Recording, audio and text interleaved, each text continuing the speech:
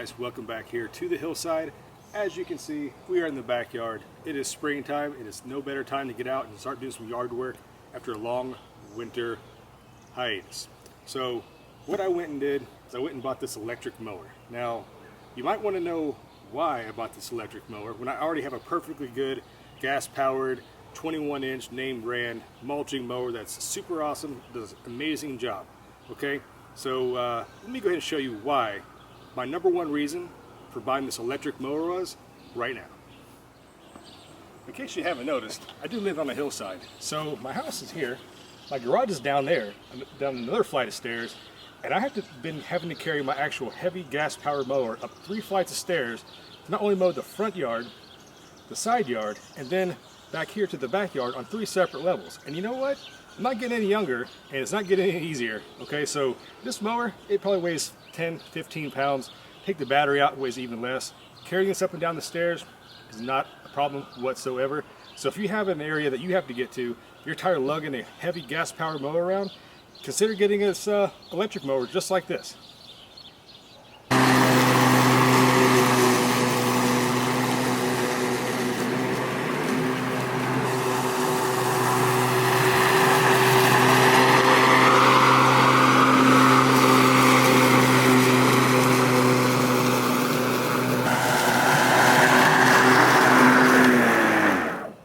Now, the other reason why I have wanted not only this electric mower, but also a mower with a bagging attachment. Okay, so this is a gardening channel after all, not a mowing channel. However, I've been using, like I said, that gas-powered mulching mower for years, which does fine. It puts the material back in the ground, and that's all good, right? But for my compost piles, I've been lacking the ability to add green material to the compost to help heat it up, add more nitrogen to get more of a balanced composting system in place. And now that this has a little bagging attachment to it, it's perfect because with very little effort whatsoever, no trying very much at all, I'm able to produce grass clippings. Okay, I know it's exciting, grass clippings, right? But anyhow, it's super simple. This mower fits all my needs. It's lightweight. It's one battery charge will last the entire yard, front yard, backyard. It's giving me grass clippings that I can use for compost or for mulching. It's a win-win.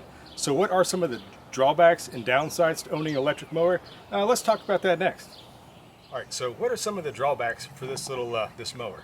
Now, for one, it's a Tack Life non-sponsored video. I didn't even know this brand existed until I found a super great deal. Someone had used it maybe 3 times. It was in practically brand new condition, selling it for less than half of what a brand new one of these mowers would have cost. I couldn't pass it up. Now, I've read the reviews on it, and everyone was saying, man, this thing has no power, you can't cut through stuff, you can't, you're never going to be able to use it for any kind of yard. I mean, for my yard here, the small urban backyard, it does perfectly fine. I have nice grass, it takes care of it, I've had no trouble. I've even cut grass as thick as 6 inches with this. It does have adjustable settings, you can bring it up pretty high actually. So, I mean, if your grass is tall, you can still cut through it. It does bog down a little bit if you get into some really thick, heavy, wet grass. But like again, this is a battery-powered mower. You're not using this on an industrial scale. If you have a giant backyard, it'd be really impractical. I would never recommend you try to switch over to something like this if you just have a nice, huge, big backyard and already have a gas-powered mower. Okay, unless you just really want to make the switch for some reason, and that's up to you. That's your choice. Another drawback that's really not a drawback, however you look at it, is it's only about 15 inches on the mower deck as opposed to most mowers are 21 to 22 inches or so. So you'll have to make more passes to get the same amount of coverage, which is not a big deal because you're going to use it in a smaller setting like this, okay, like the hillside garden back here. And it does everything I need it to do. Something else, a lot of people said that, one of the drawbacks is, I mean, these are plastic wheels, it's a plastic frame, it's not going to be something you're going to beat up. So if you want to try to clear a brush with this, you're not going to happen. It's not going to happen, okay? You're not going to be happy with that.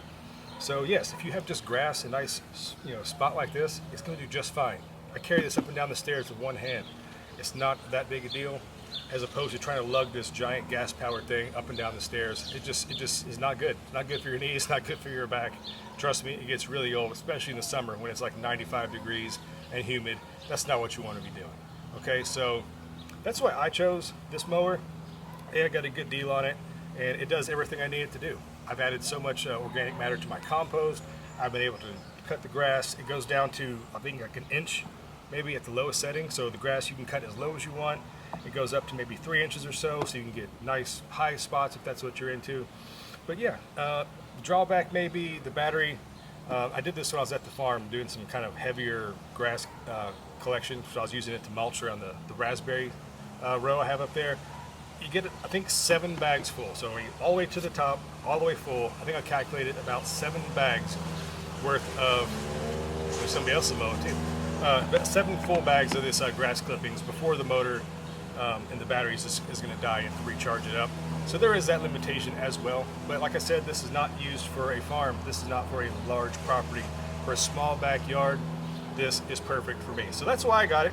So again, like I said, unsponsored. This is just my opinion, and I think so far I'm very happy with this purchase. It's done great, and there you go. So hope this was helpful. Hope you learned something. Hopefully, you know, if you've been thinking about it and you didn't know whether or not it was a good idea, this may or may not have helped you decide what's right for you in your backyard, or whatever you got going on, whatever you plan on using it for. So for more gardening tips, please consider subscribing, tuning back next time here to the Hillside Garden. I'll see you then. Until then, go grow something and be green. Bye-bye.